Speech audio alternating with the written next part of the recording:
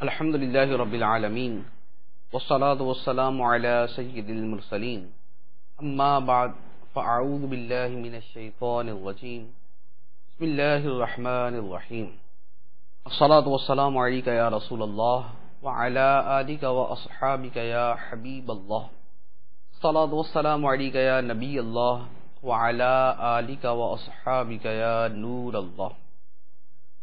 سرکار مدینہ راحت قلب و سینہ صلی اللہ تعالی علیہ وآلہ وسلم کا فرمان عالی شان ہے۔ مسلم شریف کی حدیث فرمایا، جو شخص مجھ پر ایک مرتبہ درود پڑھتا ہے اللہ عز و جل اس پر 10 مرتبہ رحمت نازل فرماتا ہے۔ صلو علی الحبیب صلی اللہ تعالی علی محمد صلی اللہ علیہ وسلم۔ فیضان قرآن کے آج کے اس سلسلے میں ہم سورہ نساء کی آیت نمبر 49 سے درس قرآن سنیں گے۔ اللہ عز و جل ارشاد فرماتا ہے، بسم اللہ الرحمن الرحیم، الم تر الی الذین یزکون انفسہم بل اللہ یزکی من یشاء ولا یظلمون فتیلا۔ کیا تم نے ان لوگوں کو نہیں دیکھا جو خود اپنی پاکیزگی بیان کرتے ہیں، بلکہ اللہ جسے چاہتا ہے پاکیزہ بنا دیتا ہے، اور ان پر کھجور کے اندر کی جھلی کے برابر بھی ظلم نہیں کیا جائے گا۔ اس آیت مبارکہ میں اللہ عز و جل نے خود پسندی کی مذمت بیان فرمائی کہ کیا تم نے ان لوگوں کو نہ دیکھا جو خود اپنا تزکیہ بیان کرتے ہیں، جو خود اپنی پاکیزگی بیان کرتے ہیں۔ خود پسندی جو ہے یہ ایک باطنی مرض ہے، اور اس کے اوپر صوفیہ کرام اور علماء کرام نے کلام کیا۔ خود پسندی کی تعریف امام غزالی رحمۃ اللہ علیہ بیان فرماتے ہیں، فرمایا خود پسندی یہ ہے کہ جسے اللہ تعالی اپنے فضل و کرم سے دینی یا دنیاوی کوئی نعمت عطا کرے تو وہ بندہ یہ تصور کرے کہ اس نعمت کا ملنا میری ذاتی کاوش کا نتیجہ ہے، اور اس پر وہ ناز کرنے لگے۔ میری ذاتی کاوش کا نتیجہ ہے اور اس پر وہ ناز کرنے لگے، یہ خود پسندی ہے۔ خود پسندی کی مذمت میں سرکار دو عالم صلی اللہ علیہ وآلہ وسلم نے ارشاد فرمایا، جس نے کسی نیک عمل پر اپنی تعریف کی تو اس کا شکر ضائع ہو گیا اور اس کا عمل برباد ہو گیا۔ تو اپنی تعریف کرنا یہ بھی ایک بہت بڑا مرض ہے، اور ہمارے زمانے کے اندر تو یہ بکثرت پایا جاتا ہے۔ کوئی شخص نیکی کرتا ہے یا اس نے کوئی 15 سال 20 سال 25 سال 50 سال پہلے بھی کوئی نیکی کی ہوتی ہے، تو لوگوں کے سامنے اس پر اپنی تعریفیں کرنا اس کی ایک عادت ہے، میں نے یہ کیا، میں وہ کرتا تھا، میں اس طرح کرتا تھا۔ تو یہ اپنی تعریفیں بیان کرنا یہ عموماً خود پسندی کی وجہ سے ہوتا ہے، اور یہ مذموم ہے۔ اس کے بعد اللہ عز و جل نے ارشاد فرمایا، انظر کیف یفترون علی اللہ الکذب وکفی بہ اثما مبینا۔ دیکھو یہ اللہ پر کیسے جھوٹ باندھ رہے ہیں، اور کھلے گناہ کے لیے یہی جھوٹ کافی ہے۔ یعنی یہ ان لوگوں کے بارے میں ہے جو اپنے آپ کو مقبول بارگاہ الہی بتاتے ہیں، حالانکہ ہے نہیں۔ مقبول بارگاہ الہی بتاتے ہیں، حالانکہ یہ ہے نہیں۔ تو چونکہ یہ اللہ کی طرف ایک غلط بات کو منسوب کر رہے ہیں، تو یہ اللہ تعالیٰ پر جھوٹ باندھ رہے ہیں، یہ اللہ تعالیٰ پر بہتان لگا رہے ہیں۔ تو اب اسی کے اندر وہ جعلی پیر، وہ جھوٹے عامل، وہ جھوٹے صوفی، وہ سارے کے سارے اس میں آ جائیں گے، جو اپنے آپ کو بڑا مقرب بارگاہ الہی کہتے ہیں، جو یہ کہتے ہیں کہ اللہ تعالیٰ سے ہماری بات ہوتی ہے، یہ ہوتا ہے وہ ہوتا ہے، اس طرح کی نہ جانے کتنی الٹی سیدھی باتیں کرتے ہیں۔ تو یہ لوگ اللہ تعالیٰ پر جھوٹ باندھتے ہیں۔ اگر ان کو اس طرح کا کوئی معاملہ ہے بھی کہ ان کو کوئی نظر نہ آنے والی چیز ایسی ہے جن سے یہ بات کرتے ہیں، تو یہ شیطان سے باتیں کرتے ہیں، اللہ عز و جل سے بات نہیں کرتے۔ ارشاد فرمایا، الم تر الی الذین اوتوا نصیبا من الکتاب یؤمنون بالجبت والطاغوت ویقولون للذین کفروا ہؤلاء اہدی من الذین آمنوا سبیلا۔ کیا تم نے ان لوگوں کو نہ دیکھا جنہیں کتاب کا ایک حصہ ملا، وہ بت اور شیطان پر ایمان لاتے ہیں، اور کافروں کو کہتے ہیں کہ یہ مشرک مسلمانوں سے زیادہ ہدایت یافتہ ہیں۔ تفسیر کبیر کے اندر اس آیت مبارکہ کے شان نزول کے بارے میں ہے کہ کعب بن اشرف یہودی اور اس کے ساتھ 70 یہودی مشرکین مکہ کے پاس گئے اور انہیں نبی کریم صلی اللہ تعالی علیہ وآلہ وسلم سے جنگ کرنے کے لیے اکسانے لگے. تو مشرکوں نے ان سے کہا کہ بھائی وہ بھی دعویٰ کرتے ہیں کہ ان پر کتاب نازل ہو رہی ہے اور تم بھی صاحب کتاب ہو، تو اب تم تو ہم سے زیادہ ان کے قریب ہو، تو ایسا نہ ہو کہ ہم اگر ان پر حملہ کریں تو تم ان کے ساتھ مل جاؤ، تو ہمیں کوئی ثبوت دو کہ تم ایسا نہیں کرو گے اور تم ہمارے ساتھ رہو گے. تو اب ان یہودیوں نے کہا کہ کیا ثبوت چاہیے؟ تو مشرکوں نے کہا کہ تم ہمارے بت کو سجدہ کرو گے تو ہم مانیں گے. چنانچہ نبی کریم صلی اللہ تعالی علیہ وآلہ وسلم کے بغض اور آپ کی عداوت میں ان یہودیوں نے بت کے سامنے بھی سجدہ کر دیا. پھر اس کے بعد مشرکوں نے ان سے پوچھا کہ یہ بتاؤ کہ ہدایت پر ہم ہیں یا محمد صلی اللہ علیہ وسلم؟ تو ان یہودیوں نے نبی کریم صلی اللہ علیہ وآلہ وسلم کو برحق نبی جاننے اور پہچاننے کے باوجود محض اپنے بغض، اپنے کینے اور اپنے حسد کی وجہ سے کہہ دیا کہ نہیں تم زیادہ ہدایت پر ہو. تو اس کو یہاں پر بیان کیا گیا، اس پر یہ آیت اتری کہ کیا تم نے ان لوگوں کو نہ دیکھا جنہیں کتاب کا ایک حصہ ملا، یعنی وہ کتابی ہیں، وہ بت اور شیطان پر ایمان لاتے ہیں اور کافروں سے کہتے ہیں کہ یہ مشرک مسلمانوں سے زیادہ ہدایت یافتہ ہے. تو اس سے پتہ چلا کہ بغض، کینہ، حسد، نفرت، عداوت یہ وہ بری عادتیں اور بری خصلتیں ہیں جو آدمی کو کہیں کا نہیں چھوڑتی، جو آدمی کو تباہ و برباد کر دیتی ہیں، اور بعض اوقات یہ عادتیں اسے بدترین کفر کی طرف لے جاتی ہیں. اس لیے اپنے دل کو حتی الامکان بغض، عداوت، کینہ، حسد ان چیزوں سے پاک رکھنا چاہیے. ہاں، اللہ کے لیے محبت اور اللہ کے لیے بغض کی جو صورتیں ہیں وہ اس سے مستثنا ہے. اس کے بعد ارشاد فرمایا اولئک الذین لعنهم اللہ ومن یلعن اللہ فلن تجد له نصیرا. یہی وہ لوگ ہیں جن پر اللہ نے لعنت کی، اور جس پر اللہ لعنت کر دے تو ہرگز تم اس کے لیے کوئی مددگار نہ پاؤ گے. یہ انہی سابقہ افراد کے بارے میں بیان ہے. پھر فرمایا ام لہم نصیب من الملک فاذا لا یؤتون الناس نقیرا. کیا ان کے لیے سلطنت کا کچھ حصہ ہے؟ ایسا ہو تو یہ لوگ دوسروں کو تل برابر بھی کوئی شے نہ دیتے. یہودی کہتے تھے کہ ملک اور نبوت کے زیادہ حقدار ہم ہیں، لہذا ہم عربوں کی پیروی کیوں کریں؟ تو یہ یہودیوں کا کہنا تب سے لے کر اب تک جو ہے وہ چلتا آ رہا ہے. تو یہ کہتے تھے کہ ملک اور نبوت کے زیادہ حقدار تو ہم ہیں، تو ہم کیسے جو ہے وہ عربوں کا اتباع کریں؟ اللہ تعالیٰ نے ان کے اس دعوے کو جھٹلاتے ہوئے ارشاد فرمایا کہ کیا ان کا سلطنت میں کوئی حصہ ہے؟ یعنی ہرگز نہیں، ان کا سلطنت میں کوئی حصہ نہیں، اور اگر ان کا سلطنت میں حصہ ہوتا تو یہ تل برابر شے بھی دوسروں کو دینے کے روادار نہ ہوتے، دوسروں کو نہ دیتے.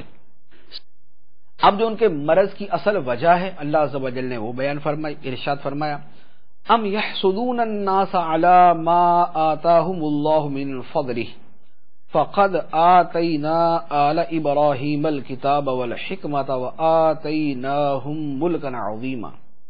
بلکہ یہ لوگوں سے اس چیز پر حسد کرتے ہیں جو اللہ نے انہیں اپنے فضل سے عطا فرمائی ہے. پس بے شک ہم نے ابراہیم کی اولاد کو کتاب اور حکمت عطا فرمائی اور انہیں بہت بڑی سلطنت دی. اس آیت میں دو چیزیں بیان کی گئی. پہلا تو وہ سبب بیان کیا گیا جس سبب سے یہودی مسلمانوں سے اور نبی پاک صلی اللہ علیہ وآلہ وسلم سے بغض رکھتے تھے. فرمایا کہ اصل وجہ یہ ہے کہ یہ حسد کرتے ہیں. ان کے دلوں میں یہ تھا کہ آخری نبی آئے گا تو انہی کے قبیلوں اور انہی کے کنبوں اور انہی کی قوم سے آئے گا، لیکن ایسا نہ ہوا. پھر جو نبی مبعوث کیا گیا وہ ہر اعتبار سے ان لوگوں سے افضل ہے. تو اب ان کے دل کا حسد اور بغض جو ہے وہ انہیں اس بات پر مجبور کرتا ہے کہ یہ ان کی مخالفت کریں. پھر ان کو مزید ارشاد فرمایا کہ تمہارا یہ فعل سراسر جہالت ہے. وجہ یہ ہے کہ اللہ عز و جل نے حضرت ابراہیم علیہ الصلوۃ والسلام کی اولاد کو مختلف چیزیں عطا فرمائیں. کسی کو کتاب اور نبوت دونوں عطا فرمائیں جیسے حضرت داؤد علیہ الصلوۃ والسلام. کسی کو کتاب عطا نہ فرمائے لیکن نبوت عطا فرمائے. کسی کو کتاب، نبوت اور سلطنت تینوں چیزیں عطا فرمائیں جیسے حضرت داؤد علیہ الصلوۃ والسلام. نبوت بھی تھی، کتاب بھی تھی، سلطنت بھی تھی. تو ارشاد فرمایا کہ یہ اللہ عز و جل کے فیصلے ہیں اور یہ اس کا فضل ہے. ما آتاہم اللہ من فضلی اور آتینا آل ابراہیم وآتیناہم ملکا عظیما. تو یہ اللہ کی عطا ہے. جب اللہ تعالیٰ پچھلے گزشتہ انبیاء کو بھی اس طرح عطا فرماتا آیا ہے تو اگر وہ اپنے پیارے محبوب صلی اللہ تعالیٰ علیہ وآلہ وسلم کو کتاب بھی عطا فرما دے، نبوت بھی عطا فرما دے اور ان کو حکومت و سلطنت بھی عطا فرما دے تو یہ اس کے شایان شان ہے. یہودیوں کو اس سے جلنے کا کیا فائدہ؟ تو یہاں پر ان کے مرض کا سبب بیان کیا اور پھر انہیں ایک احسن انداز کے اندر سمجھایا بھی گیا. پھر ارشاد فرمایا فَمِنْهُمْ مَنْ آمَنَ بِهِ وَمِنْهُمْ مَنْ صَدَّ عَنْهُ وَكَفَى بِجَهَنَّمَ سَعِيرًا. پھر ان میں کوئی تو اس پر ایمان لے آیا اور کسی نے اس سے منہ پھیرا اور عذاب کے لیے جہنم کافی ہے. یعنی سرکار دو عالم صلی اللہ علیہ وسلم پر کوئی تو ایمان لے آیا جیسے حضرت عبداللہ بن سلام رضی اللہ تعالی عنہ اور ان کے ساتھی، اور کئی ایمان لانے سے محروم رہے جیسے کعب بن اشرف یہودی اور اس کے علاوہ اور کئی یہودی. اس کے بعد ارشاد فرمایا ان الذين كفروا بآياتنا سوف نصريهم نارا كلما نضجت جلودهم بدلناهم جلودا غيرها ليذوقوا العذاب ان اللہ کان عزیزا حکیما. بے شک وہ لوگ جنہوں نے ہماری آیتوں کا انکار کیا ان قریب ہم ان کو آگ میں داخل کریں گے. جب کبھی ان کی کھالیں خوب جل جائیں گی تو ہم ان کی کھالوں کو دوسری کھالوں سے بدل دیں گے کہ عذاب کا مزہ چکھ لیں. بے شک اللہ زبردست ہے، حکمت والا ہے. اس آیت مبارکہ میں کافروں کے سخت عذاب کا بیان ہے. فرمایا کہ جہنم میں داخل کریں گے. جہنم کی آگ جب ان کی کھال کو جلا دے گی تو اللہ تعالیٰ اس کی جگہ دوسری کھال پیدا کر دے گا. جیسے دنیا کے اندر کسی کی کھال جل جائے تو پھر آہستہ آہستہ دوسری نکل آتی ہے، تو جہنم کے اندر یہ معاملہ اس سے تیز تر ہوگا کہ وہاں عذاب کا سلسلہ ہوگا. تو اللہ تعالیٰ کافروں کی کھال جل جانے کے بعد ان کو دوسری کھال عطا فرماتا رہے گا تاکہ انہیں عذاب کی شدت مسلسل محسوس ہوتی رہے. اللہ تعالیٰ ہم اس سے پناہ عطا فرمائے. جہنمیوں کے تذکرے کے بعد اب اللہ عز و جل جنتیوں کا تذکرہ فرماتا ہے. ارشاد فرمایا والذین آمنوا وعملوا الصالحات سندخلهم جنات تجری من تحتها الانہار خالدین فیہا ابدا لہم فیہا ازواج مطہرۃ وندخلهم ظلا ظلیلا. اور وہ لوگ جو ایمان لائے اور انہوں نے اچھے عمل کیے ان قریب ہم انہیں ان باغوں میں داخل کریں گے جن کے نیچے نہریں جاری ہیں، وہ ان میں ہمیشہ رہیں گے. ان کے لیے وہاں پاکیزہ بیویاں ہیں اور ہم انہیں وہاں داخل کریں گے جہاں سایہ ہی سایہ ہوگا. یہ ایمان والوں اور نیک اعمال کرنے والوں کا صلہ بیان کیا گیا کہ اللہ عز و جل انہیں جنت کے باغات میں داخل فرمائے گا، وہ اس میں ہمیشہ رہیں گے، ان کے پاس پاکیزہ بیویاں ہوں گی اور اللہ عز و جل انہیں وہاں داخل فرمائے گا جہاں سایہ ہی سایہ ہوگا. دھوپ نہیں ہوگی جنت کے اندر، دھوپ نہیں ہے بلکہ رب کریم عز و جل کے نور کی تجلی کی روشنی ہوگی اور درخت ہوں گے اور ایسی رحمت ہوگی کہ اس کی راحت و آسائش انسانی فہم اور بیان سے بالاتر ہو. اس کے بعد ارشاد فرمایا ان اللہ یأمرکم ان تؤدوا الامانات الی اہلہا واذا حکمتم بین الناس ان تحکموا بالعدل ان اللہ نعم ما یعظکم بہ ان اللہ کان سمیعا بصیرا. بے شک اللہ تمہیں حکم دیتا ہے کہ امانتیں جن کی ہیں ان کے سپرد کر دو، اور یہ کہ جب تم لوگوں میں فیصلہ کرو تو انصاف کے ساتھ فیصلہ کرو. بے شک اللہ تمہیں کیا ہی خوب نصیحت فرماتا ہے. بے شک اللہ سننے والا دیکھنے والا ہے. اس آیت مبارکہ کے اندر اللہ عز و جل نے جو حکم ارشاد فرمایا وہ فرمایا کہ اللہ تمہیں حکم دیتا ہے کہ جن کی امانتیں ہیں ان کے حوالے کر دو۔ ان امانتوں میں کون کون سی امانتیں داخل ہیں، مفسرین نے بڑی تفصیل کے ساتھ اس پر کلام کیا، اور احادیث کی روشنی سے بھی اس بات کا پتہ چلتا ہے۔ سب سے پہلے نمبر پر تو اس میں مطلق امانتیں داخل ہیں۔ جیسے مثال کے طور پہ میں نے کسی کے پاس جو ہے وہ 10,000 روپے رکھوائے کہ یہ آپ کے پاس امانت ہے، جب مجھے چاہیے ہوں گے تو میں آپ سے لے لوں گا، تو اب اس پر فرض ہے کہ جب میں اسے امانت کا مطالبہ کروں وہ امانت میرے حوالے کر دے، اس امانت میں خیانت نہ کرے۔ یہ سب سے پہلا حکم۔ دوسری صورت یہ ہے، اسے حدیث مبارک کے اندر امانت قرار دیا گیا کہ ایک حکمران ہے یا ایک بڑا افسر ہے جسے یہ اختیار ہے کہ وہ اپنے سے نیچے مختلف افراد کو مقرر کرے، کسی کو کوئی عہدہ دینا ہے، کسی کو کوئی عہدہ دینا ہے، وہ دینی بھی ہو سکتا ہے، وہ دنیاوی بھی ہو سکتا ہے۔ اب جس آدمی کو کوئی عہدہ دیا جائے اس پر لازم ہے کہ وہ عہدہ اسی شخص کو دے جو اس کا اہل ہے، جو شخص اس کا اہل ہے اسی کو عہدہ دیا جائے، نا اہل کو عہدہ دینا امانت میں خیانت کرنے کے برابر ہے۔ سرکار دو عالم صلی اللہ علیہ وسلم نے ایک حدیث میں ارشاد فرمایا جس کا خلاصہ ہے کہ جس نے مسلمانوں پر ایسے شخص کو مقرر کیا کہ ان مسلمانوں میں اس سے زیادہ اہل آدمی موجود تھا، اس آدمی نے اللہ سے بھی خیانت کی، اللہ کے رسول سے بھی خیانت کی، اور اس نے تمام مسلمانوں سے خیانت کی۔ تو لہذا جس آدمی کے ہاتھ میں یہ اختیار ہے کہ وہ لوگوں کو عہدوں پر مقرر کرتا ہے، اس پر فرض ہے کہ دیانتدار اور اہل آدمی کو عہدے پر مقرر کرے۔ نا اہل آدمی کو عہدے پر مقرر کرے گا تو جو اپنی نااہلیت کی وجہ سے وہ کام کرے گا وہ اس کے ساتھ ساتھ اس مقرر کرنے والے کے نامہ اعمال میں بھی درج ہوتے رہے۔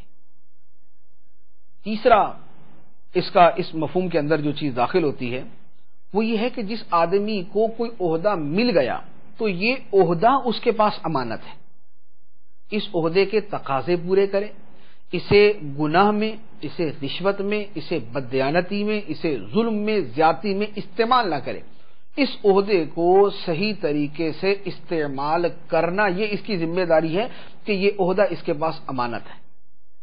تو یہ تین مفہوم ہیں جو بالکل واضح طور پر اس آیت مبارکہ کے ضمن میں داخل ہوتے ہیں، اور افسوس یہ ہے کہ اس وقت ہمارے حالات ان تینوں کے اعتبار سے مختلف۔ کسی کے پاس پیسے امانت رکھ دیں، اس کے بعد لینے چلے جائیں تو پہلے تو وہ مانے گا ہی نہیں کہ مجھے امانت دی تھی، اور اگر وہ مان ہی لے کہ ہاں تم نے مجھے دیے تھے تو جتنے دیے تھے اس سے کم مانے گا۔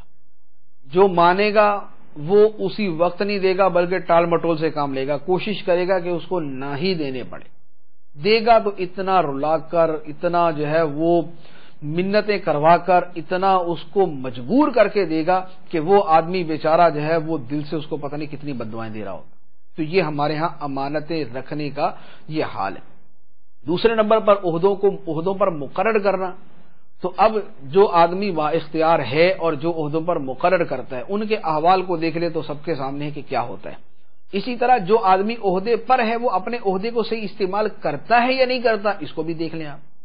جس آپ شعبے کو لیتے جائیں، جس ڈپارٹمنٹ کو لیتے جائیں، اس کے افراد کو دیکھتے جائیں اور پھر دیکھیں کہ کیا ان کا استعمال صحیح ہے یا نہیں۔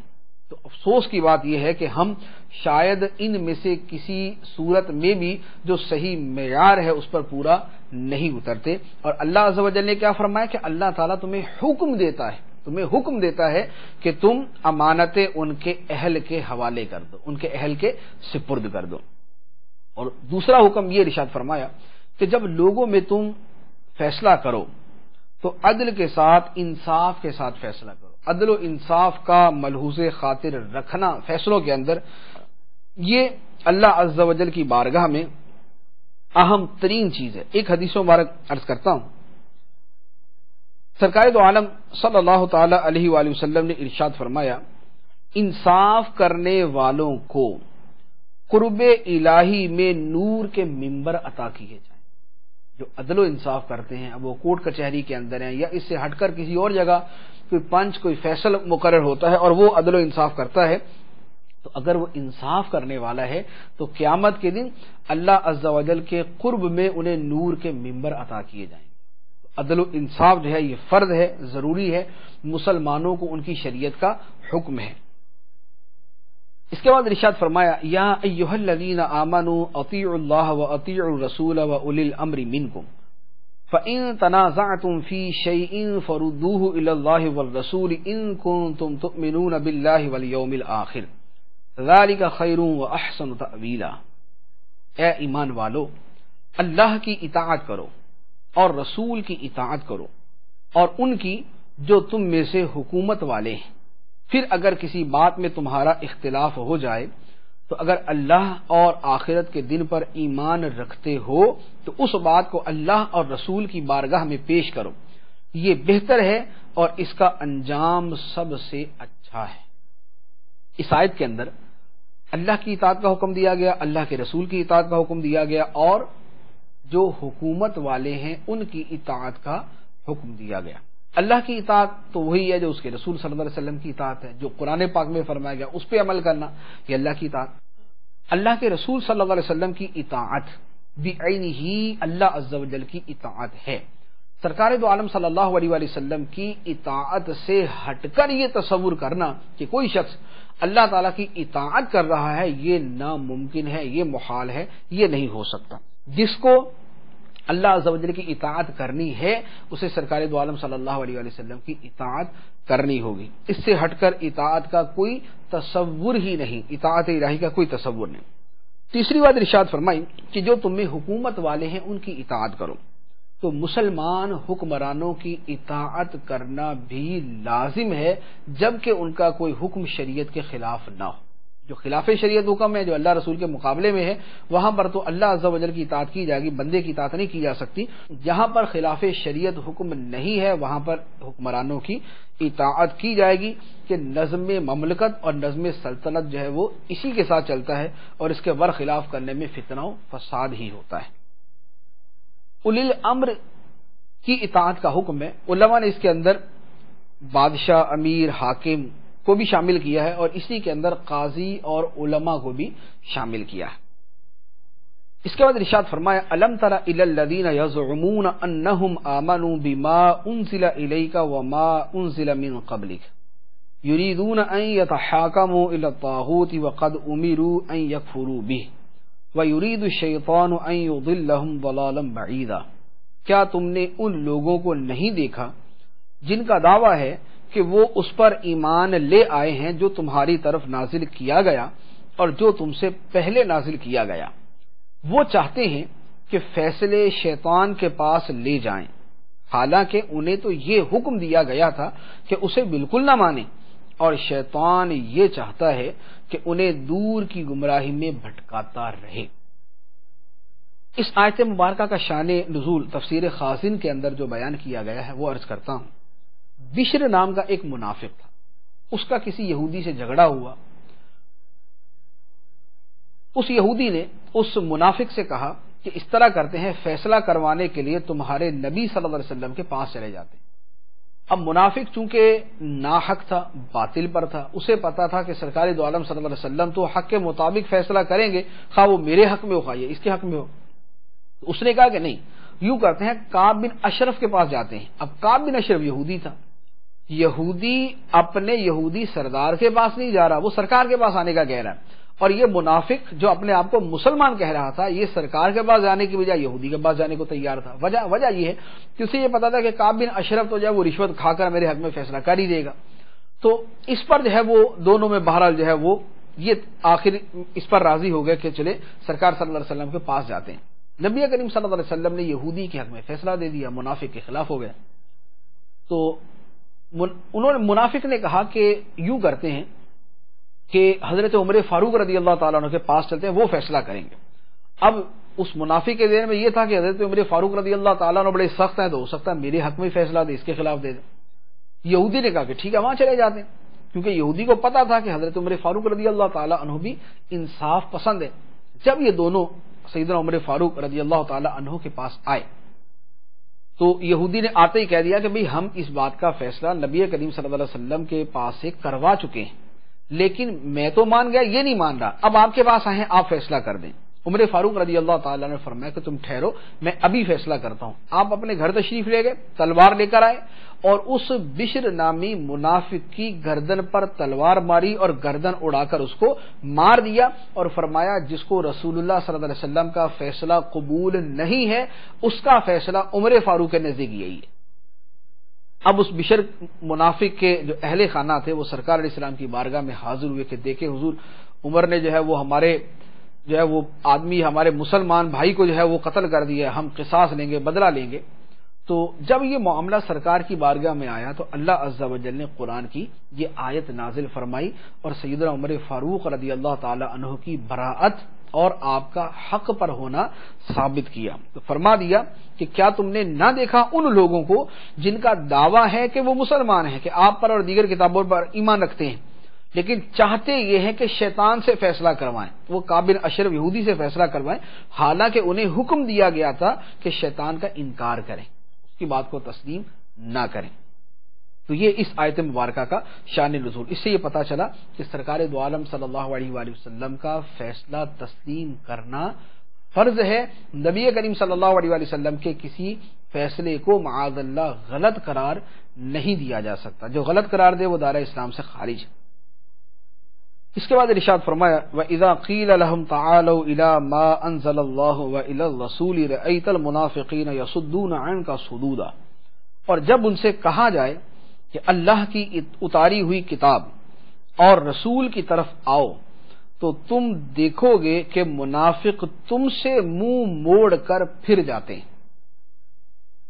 اس آیت کے الفاظ کی طرف اگر آپ غور کریں تو کیا ہے، فرمایا کہ جب ان سے کہا جائے کہ اللہ کی اتاری ہوئی کتاب کی طرف آؤ اور رسول کی طرف آؤ، دو چیزوں کی طرف بلا، کتاب اللہ کی طرف اور رسول کی طرف۔ اب منافق جو ہے وہ منہ کس سے موڑتے ہیں؟ فرمایا یسدون عنک، اے حبیب وہ آپ سے منہ پھیریں گے۔ تو منافق جو ہے اس کی سب سے پہلی نشانی یہ ہوگی کہ نبی کریم صلی اللہ تعالی علیہ وآلہ وسلم کی ذات مبارکہ اپنی تمام تر عظمتوں کے ساتھ انہیں قبول نہیں ہوگی۔ سرکار دو عالم صلی اللہ علیہ وآلہ وسلم کی ذات مبارکہ سے بھاگنا اور آپ سے دور ہٹنے کی کوشش کرنا یہ منافقین کی اولین خصوصیات میں سے ہو۔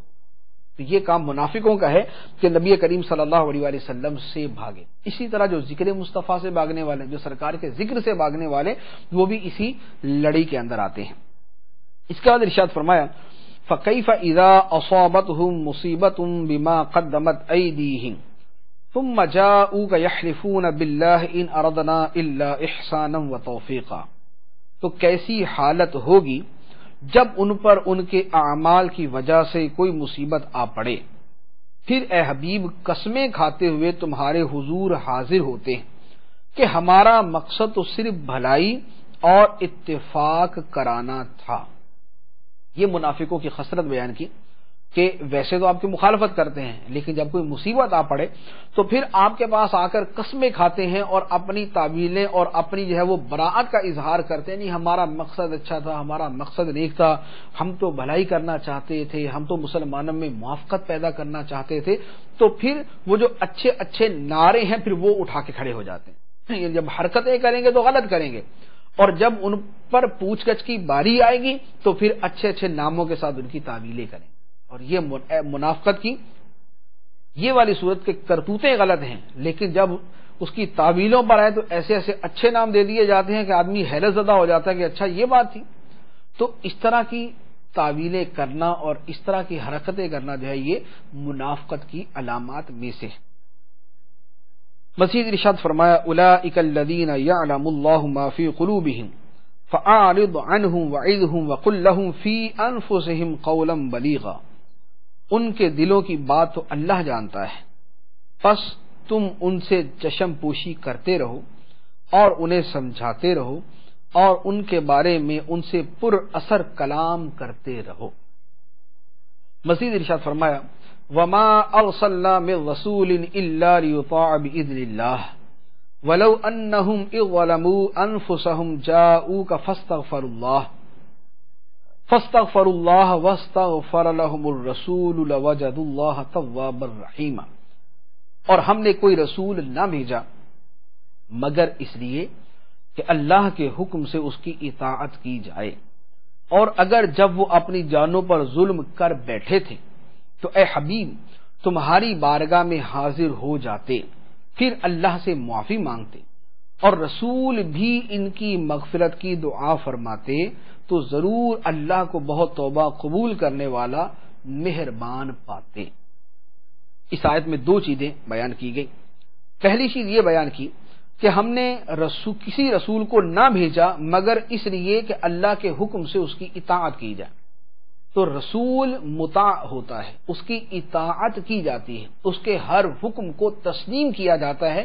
یہ رسول کا منصب، یہ رسول کا مرتبہ اور یہ رسول کا عہدہ ہوتا ہے، اور یہ رسول کی شان ہوتی ہے۔ تو اب جو شخص اطاعت رسول سے منہ پھیرنے والا ہے وہ اللہ کی بارگاہ میں مسلمان ہی نہیں۔ دوسری بات اسی آیت سے جو ثابت ہوتی ہے، اسی جملے سے جو ثابت ہوتی ہے وہ یہ ہے کہ انبیاء کرام علیہم الصلاۃ والسلام معصوم ہوتے ہیں۔ وجہ یہ ہے کہ اللہ تعالیٰ نے ان کی مطلقاً اطاعت کا حکم دیا، یعنی بہر صورت تمہیں ان کی اطاعت کرنی۔ اب اگر نبی معصوم نہ ہو تو اس کا مطلب یہ ہے کہ کبھی کچھ بھی کہہ سکتا ہے، کیونکہ جو معصوم نہیں ہے تو اس سے کوئی بعید نہیں ہے کہ وہ غلط بات بھی کہہ دے۔ جو معصوم ہے وہ کسی صورت غلط بات نہیں کر سکتا، لیکن جو معصوم نہیں ہے وہ غلط بات کر سکتا ہے۔ تو اب اگر نبی معصوم نہ ہو تو سکتا ہے جو اس نے بات کی وہ غلط ہو۔ جب اس کی بات میں یہ احتمال موجود ہے کہ وہ بات غلط ہو سکتی ہے تو پھر اس کی اطاعت کس بات کی؟ تو جب یہ فرمایا کہ بہر صورت بہرحال رسول کی اطاعت کی جائے گی، تو یہ اس بات کی دلیل ہے کہ نبی کبھی اللہ کی نافرمانی نہیں کر سکتا اور کبھی وہ غلط بات نہیں کر سکتا۔ تو یہ آیت مبارکہ اپنے اس مفہوم کے اعتبار سے انبیاء کرام علیہم الصلاۃ والسلام کی معصومیت کو بھی ثابت کرتی۔ دوسری بات جو اس آیت مبارکہ میں ارشاد فرمائی وہ فرمایا کہ لوگ اگر اپنی جانوں پر ظلم کر بیٹھے تھے تو اے حبیب آپ کی بارگاہ میں آ جاتے، اللہ سے معافی مانگتے اور آپ بھی ان کے لیے سفارش فرما دیتے، ان کے لیے شفاعت کر دیتے۔ تو جب یہ آپ کی بارگاہ میں آتے، اللہ سے معافی مانگتے اور آپ ان کی شفاعت فرماتے تو اللہ تعالیٰ ان کی توبہ بھی قبول فرما لیتا اور ان پہ رحم بھی فرماتا۔ یہ نبی کریم صلی اللہ علیہ وآلہ وسلم کی عظمت کا ایک پہلو۔ پہلے نمبر پر تو اس آیت مبارکہ سے شفاعت کا عقیدہ ثابت ہوتا ہے کہ نبی کریم صلی اللہ علیہ وسلم کے بارے میں فرمایا وَاسْتَغْفَرَ لَهُمُ الرَّسُولُ، رسول ان کے لیے مغفرت کی دعا فرماتے۔ تو نبی صلی اللہ علیہ وآلہ وسلم کا مغفرت کی دعا کرنا یہی تو شفاعت۔ نبی جو ہے وہ کسی کی معافی کے لیے یا کسی کے درجے بلند کرنے کے لیے درخواست کرتا ہے اللہ کی بارگاہ میں، یہی شفاعت۔ تو پتہ چلا کہ رسول کو، نبی کو شفاعت کا مرتبہ دیا جاتا ہے۔ دوسری بات یہ پتہ چلی کہ نبی کریم صلی اللہ علیہ وآلہ وسلم کی بارگاہ یہ اللہ عز و جل کی بارگاہ ہے۔ نبی کریم صلی اللہ علیہ وسلم کی خدمت میں حاضر ہونا گویا اللہ کی بارگاہ میں حاضری دینا ہے کہ یہاں پر جو لوگوں کا بیان ہے فرمایا تو یہ ہے کہ اگر وہ اپنی جانوں پر ظلم کر بیٹھے تھے، مراد یہ کہ گناہ کر بیٹھے تھے۔ اب گناہ کیا ہوتا ہے؟ گناہ تو اللہ کی نافرمانی کو کہتے ہیں۔ تو جو اللہ تعالیٰ کی نافرمانی کرے وہ گناہ گار ہے، اس نے اپنی جان پہ ظلم کیا۔ تو اب گناہ کیا اللہ تعالیٰ کا، نافرمانی کی اللہ تعالیٰ کی، اور اللہ تعالیٰ فرماتا ہے کہ اس نافرمانی اور اس گناہ کی معافی چاہیے تو میرے محبوب صلی اللہ علیہ وسلم کی خدمت میں آ جاؤ۔ تو اللہ عز و جل کی بارگاہ میں حاضری کا طریقہ ہی یہ بتایا کہ رسول کی بارگاہ میں آ جاؤ۔ تو گویا بارگاہ مصطفیٰ یہ بارگاہ خدا ہے۔ نبی کریم صلی اللہ علیہ وسلم کی بارگاہ میں آنا اللہ عز و جل کی بارگاہ میں جانا ہے۔ تو پوری امت کو قیامت تک کے لیے یہ طریقہ بتا دیا کہ اگر وہ اپنی جانوں پر ظلم کر بیٹھے تو سرکار دو عالم صلی اللہ علیہ وسلم کی خدمت میں آ کر پھر اللہ سے معافی مانگے اور سرکار صلی اللہ علیہ وسلم سے شفاعت کا سوال کریں، نبی کریم صلی اللہ علیہ وسلم سے شفاعت کا سوال کریں۔ تو جب یہ مراحل طے کر لیں گے تو اللہ عز و جل ان کی توبہ کو قبول فرمائے گا۔ اور صحابہ کرام اور صحابہ کے بعد امت کا یہ معمول چلتا آ رہا ہے کہ وہ اپنے گناہوں کی معافی کے لیے نبی کریم صلی اللہ علیہ وسلم کی بارگاہ کی طرف رجوع کرتے تھے۔ چنانچہ ایک مشہور واقعہ حضرت ابو لبابہ رضی اللہ تعالی عنہ کا کہ جنہوں نے اپنے آپ کو ستون سے باندھ لیا تھا اور کہا تھا کہ میں تب تک اپنے آپ کو ستون سے نہ کھولوں گا جب تک سرکار دو عالم صلی اللہ علیہ وآلہ وسلم مجھے خود اپنے دستے مبارک سے نہیں کھول دیں گے۔ تو یہ کیا تھا؟ یہ بارگاہ مصطفیٰ صلی اللہ علیہ وسلم کی طرف رجوع تھا، بلکہ اس میں چونکہ انہوں نے خود ہی مان لیا تھا تو سرکار نے فرمایا تھا کہ اگر یہ میرے پاس آ جاتے تو میں ان کے لیے مغفرت طلب کرتا، لیکن اب چونکہ انہوں نے خود باندھ لیا ہے تو جب تک اللہ تعالیٰ ان کی توبہ قبول نہ فرمائے گا میں نہیں کھولوں گا۔ تو گویا ابتداءً ہی سرکار کی بارگاہ میں آ جاتے تو ان کی توبہ جلدی قبول ہو جاتی۔ اسی طرح ایک مشہور حدیث مبارک ہے بخاری شریف کی، حضرت عائشہ رضی اللہ تعالی عنہا نے ایک بستر خریدا جس پر تصویریں بنی تھی۔ نبی کریم صلی اللہ علیہ وسلم نے اسے دیکھا تو دروازے پر کھڑے ہو گئے اور گھر میں داخل نہ ہوئے۔ چہرہ مبارک پر ناپسندیدگی کے آثار تھے۔ حضرت عائشہ رضی اللہ تعالی عنہا نے اس وقت جو سرکار کی بارگاہ میں جملہ عرض کیا وہ کیا ہے؟ عرض کرتی ہیں یا رسول اللہ صلی اللہ علیہ وسلم، مجھ سے جو نافرمانی ہوئی میں اس سے اللہ اور اس کے رسول کی بارگاہ میں توبہ کرتی ہوں، میں اللہ کی بارگاہ میں توبہ کرتی ہوں اور اس کے رسول کی بارگاہ میں توبہ کرتی ہوں۔ تو یہ توبہ تو اللہ کی بارگاہ میں کی جاتی ہے۔ حضرت عائشہ رضی اللہ تعالیٰ عنہ عرض کر دی ہے یا رسول اللہ صلی اللہ علیہ وسلم، میں اللہ کی بارگاہ میں توبہ کرتی ہوں اور آپ کی بارگاہ میں توبہ کرتی ہوں۔ تو یہ وہ ہے جو در مصطفیٰ در خدا ہے، جو بارگاہ مصطفیٰ بارگاہ خدا ہے۔ اسی طرح دور حضرت عمر فاروق رضی اللہ تعالیٰ عنہ کے دور خلافت کے اندر قحط پڑا تو حضرت بلال بن حارث رضی اللہ تعالیٰ عنہ سرکار دو عالم صلی اللہ علیہ وسلم کی قبر انور پر حاضر ہوئے اور عرض کیا، بعد وصال عرض کیا یا رسول اللہ صلی اللہ علیہ وسلم، اپنی امت کے لیے بارش کی دعا فرما دیجئے، وہ ہلاک ہو رہی ہے۔ فرماتے ہیں کہ میں سویا تو سرکار دو عالم صلی اللہ علیہ وسلم خواب میں تشریف لائے اور فرمایا کہ تم حضرت عمر کو جا کر میرا سلام کہنا اور بشارت دینا کہ بارش ہوگی، اور بشارت دینا کہ بارش ہوگی۔ اسی طرح سنن دارمی کی حدیث ہے، یہ پہلی والی مصنف ابن ابی شیبہ کی تھی، اب سنن دارمی۔ ایک مرتبہ مدینہ منورہ میں شدید قحط پڑا، اہل مدینہ حضرت عائشہ رضی اللہ تعالی عنہا کی بارگاہ میں آئے، شکایت کی تو انہوں نے ارشاد فرمایا کہ نبی کریم صلی اللہ علیہ وسلم کی قبر انور کو دیکھو اور چھت میں ایک روشن دان بنا دو، حتیٰ کہ روضہ منور اور آسمان کے درمیان کوئی چیز حائل نہ ہو۔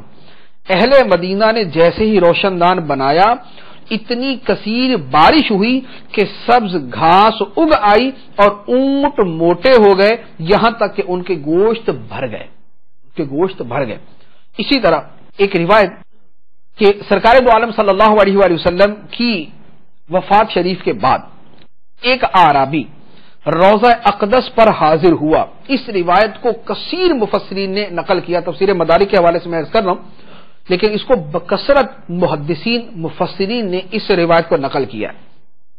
فرماتے ہیں وہ اعرابی حاضر ہوا اور روضہ انور کی خاک پاک اپنے سر پر ڈالی اور عرض کرنے لگا یا رسول اللہ صلی اللہ علیہ وسلم، جو آپ نے فرمایا ہم نے سنا، جو آپ پر نازل ہوا ہے اس میں یہ آیت بھی ہے وَلَوْ أَنَّهُمْ إِذْ ظَلَمُوا أَنفُسَهُمْ جَاءُوكَ، اگر لوگ اپنی جانوں پہ ظلم کر بیٹھے تو اے حبیب آپ کی بارگاہ میں آ جائیں، اللہ سے معافی مانگے، آپ ان کے لیے بخشش کی دعا کریں تو ان کو ان کے گناہ بخشے جائیں گے۔ خلاصہ تو جب اس نے سرکار دو عالم صلی اللہ علیہ وسلم کی بارگاہ میں یہ آیت پڑھ کر عرض کیا کہ یا رسول اللہ صلی اللہ علیہ وسلم، میں آپ کی بارگاہ میں اللہ عز و جل سے اپنے گناہوں کی بخشش چاہنے حاضر ہوا ہوں، تو میرے رب عز و جل سے میرے گناہ بخشوا دیجیے۔ اس پر قبر شریف سے آواز آئی کہ تجھے بخش دیا گیا، تجھے بخش دیا گیا، جو سرکار دو عالم صلی اللہ علیہ وسلم کی بارگاہ میں حاضر ہوا تھا اپنی گناہوں کی بخشش کے لیے۔ تو مفسرین اور محدثین نے اس روایت کو نقل کر کے بتا دیا کہ سرکار کی بارگاہ میں جا کر گناہوں کی بخشش کی درخواست کرنا اور سرکار کو ندا کر کے عرض کرنا یہ زمانہ صحابہ سے چلتا آ رہا ہے اور تا قیامت یہ چلتا رہے گا۔ اعلیٰ حضرت الرحمن اس پر بڑے پیارے اشعار ارشاد فرمایا مجرم بلائے آئے ہیں جاؤ کا ہے گواہ، پھر رد ہو کب یہ شان کریموں کے در کی ہے، بخدا خدا کا یہی ہے در، نہیں اور کوئی مفر مقر، جو وہاں سے ہو یہیں آ کے ہو، جو یہاں نہیں تو وہاں نہیں، وہی رب ہے جس نے تجھ کو ہما تن کرم بنایا، ہمیں بھیک مانگنے کو تیرا آستاں بتایا، تجھے حمد ہے خدایا، تجھے حمد ہے خدایا۔ اللہ عز و جل اپنے پیارے حبیب صلی اللہ تعالی علیہ وآلہ وسلم کی سچی محبت عطا فرمائے، آمین بجاہ النبی الامین صلی اللہ تعالی علیہ وسلم۔